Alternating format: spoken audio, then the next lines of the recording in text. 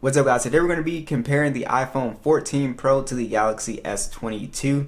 So let's go ahead and get started here. So I wanted to go ahead and start off with the price of these two phones. The 14 Pro is going for $1,000. The S22 brand new goes for $600, and then you can find it for as cheap like this one, refurbished, renewed, for $400. So it's a very cheap flagship now, where it has come down in price a little bit.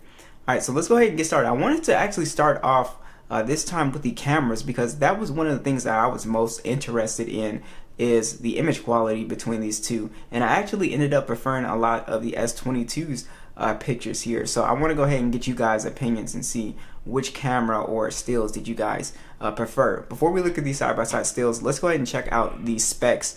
So we do have a 48 megapixel main lens on the 14, and it is a 12 megapixel telephoto with 3x optical zoom, and then another 12 megapixel ultra wide, and then we also have a macro mode. It shoots in 4K 60, and then we have a selfie cam on here that's 12 megapixels that also can shoot in 4K 60 as well.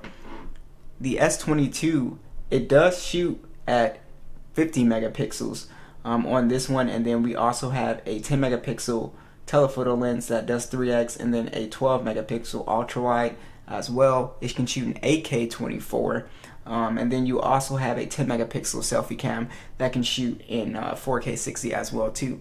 So I want to go ahead and just show you guys these side-by-side stills. Let me know, which stills did you guys prefer?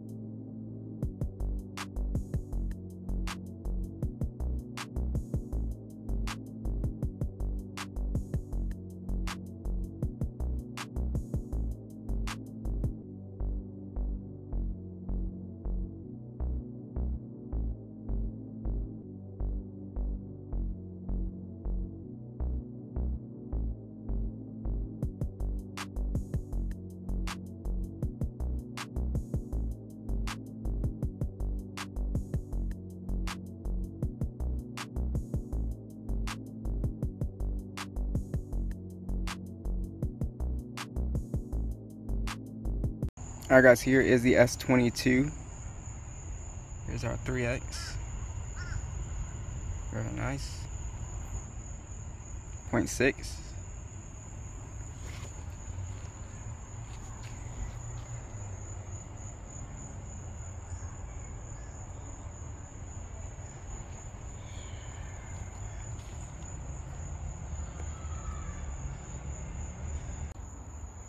Alright guys, here's the iPhone video quality here.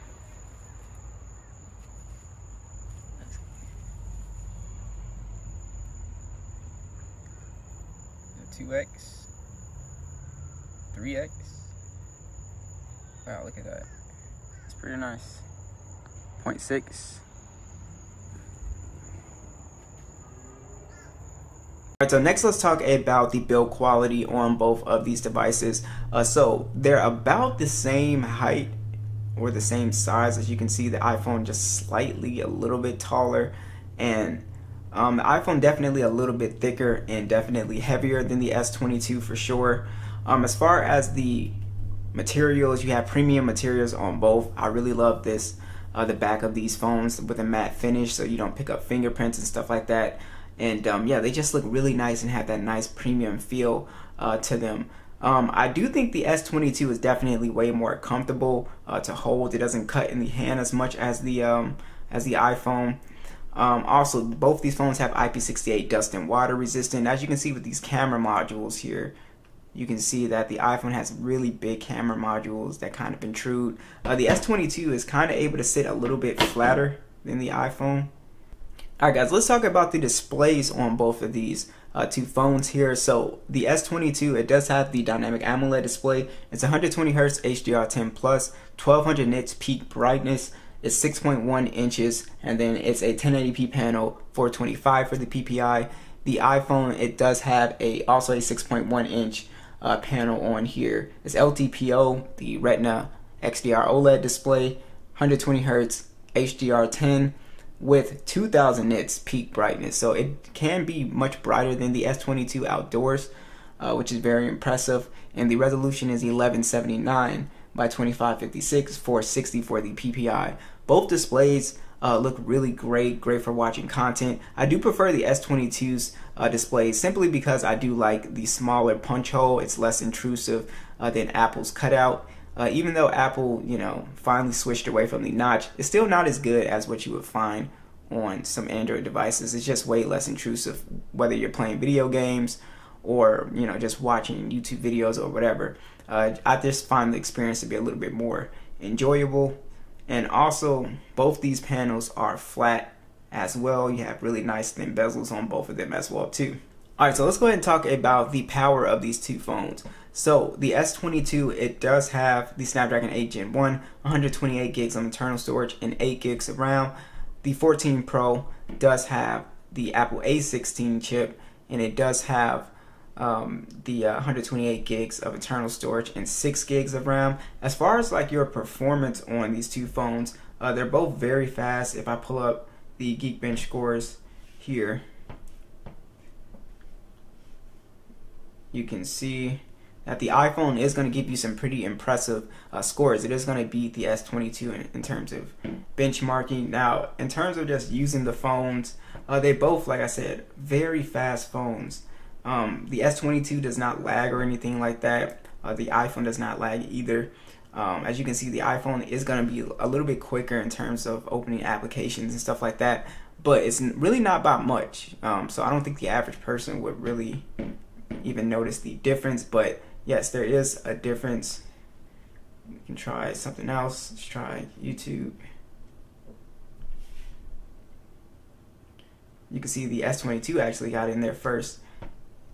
Really nice, both phones with 120 hertz scrolling, very smooth. So even though the iPhone will beat the S22 in terms of benchmarks, I think the average person isn't going to really notice the difference. Let's go ahead and jump into PUBG. Now, once we get into PUBG, like I said, both these phones do a pretty good job with gaming performance. We're able to play PUBG at HDR, extreme settings. There's no 90 frames on Samsung yet, but we are able to play at HDR extreme with pretty much no problem. It's very fast, very smooth, very fluent on the S22. And it's the same thing with the iPhone being able to play at HDR. No 90 frames yet here, but this also is able to keep 60 frames very smoothly as well. So it really doesn't matter which phone you pick up for gaming. I mean, so far I just haven't had any problem gaming. So for your average person, you can pick any phone and be perfectly fine. If you're a more hardcore gamer, you could probably use the extra power if you're playing like Genshin and stuff like that. All right, let's talk about the additional features. So both phones IP68, both have NFC. Both these phones have wireless charging. The S22 does have reverse wireless charging, which is a really slept on feature. And I really do like the Samsung desktop support as well, which I think doesn't get enough credit. It's a very cool feature. You also have on here an in-display fingerprint sensor. Works really well. But you also can take advantage of the face unlock as well on the S22, which the iPhone does not have any type of fingerprint sensor. It only has Face ID, which works flawlessly though. But I do like to have that, that dual option there. Both these phones do have stereo speakers, so let's go ahead and hear which one sounds the best. All right, let's go ahead and start with the 14 max volume.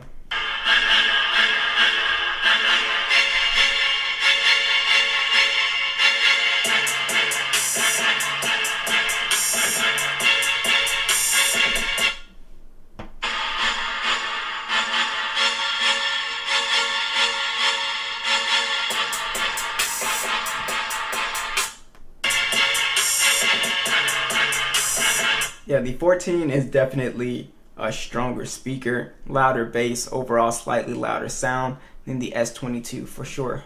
Alright, so let's go ahead and talk about the battery situation on both these phones.